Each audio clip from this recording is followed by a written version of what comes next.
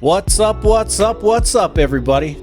And hello and welcome to yet another episode of Stories from the Void. I do hope everybody is doing well out there. Today we are covering Ask Reddit. So without further ado, how about we get started? First question. What are the craziest things you have done because you were horny? Reddit balloon. Stole my mom's car before I had a license. Drove 50 miles out in the middle of the night. Snuck in the girl's window. Consensually. To lose my virginity while her cannabis farming, gun owning, dad was in the next room. I rinsed and repeated this process about 5 more times. And there must have been some sweet walls, Reddit balloon, to not only do it once, but 5 more times. Shrek Lover 2828. You lost your virginity 6 times? CJ Ray. He never said which virginity. Avergas. I shoved my PlayStation controller up my ass and let it vibrate. Whatever wets your whistle, Avergas. Craigathy, ye old lord. When I was 16, I did the garden work for the local, rumored, slutty mill for a whole summer, hoping that she would take advantage of me. I turned up early every day and didn't go home till late. Well, she did take advantage of me in one way, I guess. She got a pretty nice looking garden for nothing, and I got some major blue balls, lol. Oh well, Craigathy, ye old lord. You turned into the poor farm boy with his poor blue balls. Carnazar was really horny, so I hooked up with the girl I met online. On the way there, she messaged me saying her dog peed on the carpet. Whatever, not a big deal. I show up. There's newspaper all over the floor, in every room. She spends an hour talking to me about exotic dog breeds. It's her hyperfixation. And I would have been more interested if I wasn't so horny and if the smell of dog piss wasn't in the air. Eventually we hook up. It was awful. I spend the night because it was so late, and I wake up to the sound of her dog pissing on the floor. I excuse myself and just fucking leave. I take off my clothes and throw them in the community dumpster because of how gross I feel. Thankfully, I had spare shorts in my trunk. I drive home shirtless and barefoot. Well, Carnazar, desperate times require desperate measures, my friend. And you certainly went full desperate, man. Expensive Rhubarb 87. There was a woman I knew in an old group of friends. We got on each other's nerves from the instant we met. She was pretty, but just breathing pissed each other off. A mutual friend said we should either beat the snot out of each other or go screw each other silly. I understand what a hate fuck is now. 10 out of 10. Would do again. I don't know, Matt, bro. Worked at IKEA. Hated this girl. She hated me. Then something just happened. Hate fucked her in the staff toilets. She lives 2 streets away from me now. She's married with 2 kids. We just totally avoid eye contact. Isabella 321. Similar situation to me. I am the nighttime bartender, and the morning bartender and I were beefing because she wouldn't do some tasks and I wouldn't do others. So she texted me. Can we just talk it out over drinks? I was immediately interested. We did talk over drinks, and then she took me home. It was amazing, LMFAO. We're good now. I guess the moral of the story is, folks, when all else fails, try hate fucking. Marlo Stanfield 604. I jerked off to my crush's house on Google Maps. Random guy with stick. Did you prefer the front or back view? Working incident 877. This is mid-90s. I am 14 and super horny. We had only 8 channels on TV, so I'm flicking through them and looking for someone hot to jerk off to. There wasn't much there, so I jerked off to a lady reading news. She must have been in her 50s. Well, working incident when you're that young and that dumb and that full of you know what. You will literally get off to pretty much anything. Not cool 3987. As a teen, I jailed off to the girl wrestlers on SmackDown versus Raw video game. Organic ad 9474. Replying to Not Cool 3987. As a teen, I JO'd to the girl wrestlers. Oh, that's not bad. I did that too. Video game. And here's where you lost me. Keyword organic ad 9474.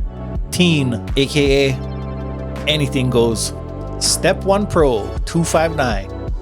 Fucked a cucumber. Telford 100. Who did the fucking? Rapid Dr. Bass. Did you hollow out the cucumber? Or did it hollow out you? Huh? Lurker 666-666-666-666. Y'all ever fuck a hot pocket? Well, I did. Once, a very long time ago, in a galaxy far, far away. I microwaved the broccoli and cheese hot pocket and did unspeakable things to it for about 40 seconds. before it broke apart into tiny pieces. Iranian lawyer. I've burned the roof of my mouth with a Hot Pocket way too many times to put my dick near one. Well, to each his own, gentlemen. I'll take a pass on that Hot Pocket idea. Elon Besra. I got really high one day and went to make myself a Hot Pocket. I ended up falling asleep on my couch and woke up with the biggest hard-on known to mankind and the horniest feeling ever. The Hot Pocket was in the microwave and it had been there all night, so it wasn't frozen. I proceeded to open a hole from the long side and fuck the living shit out of that Hot Pocket. Would not recommend though. Insomniaxo punch. The first comment I was questioning. A second Hot Pocket fucker? Now I am curious. Makes you wonder though. Certainly makes you wonder how many Hot Pocket fuckers are among us. Say crew. I packed a hole in a tree with jelly and I proceeded to have my way with it until it was a mixture of cum and jelly packed into a tree. And you usually tap a tree for some syrup. Our pal Sekru over here was tapping the tree to inject syrup. And to wrap this question up, one final reply. Outrageous post 1605. Throwaway account obviously. Okay, so here we go. My 3 best friends and I were 16 and for some reason had some fucked up fetishes. We would talk about them and fantasize about doing them. One of them was rape fantasy. We would fantasize about being violated by people, mostly homeless men. So one day we gathered in my friend's home. She was alone for the week. Her parents were contractors and sometimes they would go on trips up to 2 weeks at a time. One of us had the brilliant idea to find a homeless guy, pay him, and give him our address so he would break into the house and violate us. Now that I think about it, after all these years, my body shakes out of all the stupidity that was packed in such tiny heads. So we went out to a part of town that had a bunch of homeless people. Of course, we approached a homeless man and I started talking. Sir, here is the equivalent of about $100. My friends and I want to be raped. Then handed him a note with the address. Find a bunch of guys like yourself, 9 at most, and we'll pay each $100 too. The back door will be open and you get to take us however you want. What in the fuck?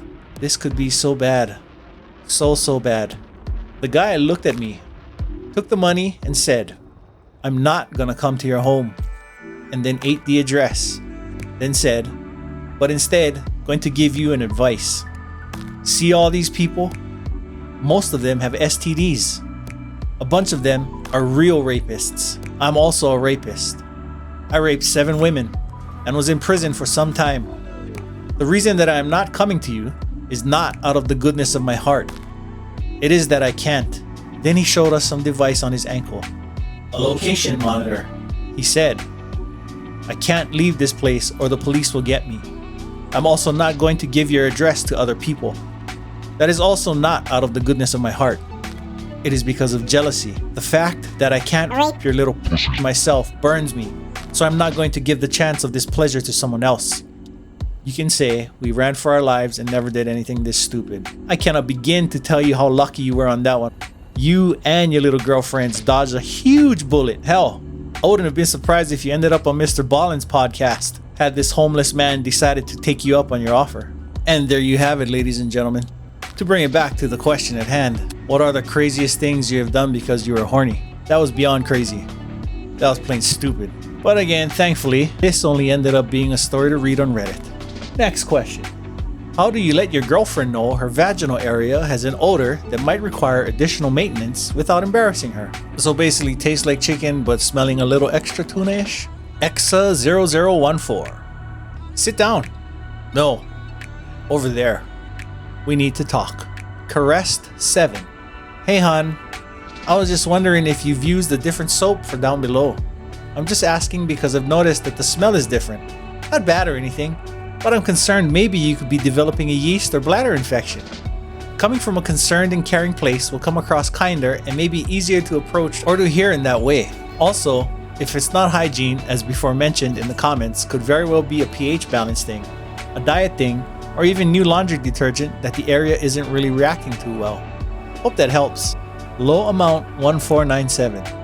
Communication is key for any relationship. Approach the topic with kindness and understanding. Spartacus 980F. Agreed. But we all need to receive communication well also. Not saying it's easy being on the receiving end of this type of communication, but when someone's making an effort to communicate with kindness and honesty, the person receiving that communication has to not take it as a personal attack and try to receive the information without feeling attacked.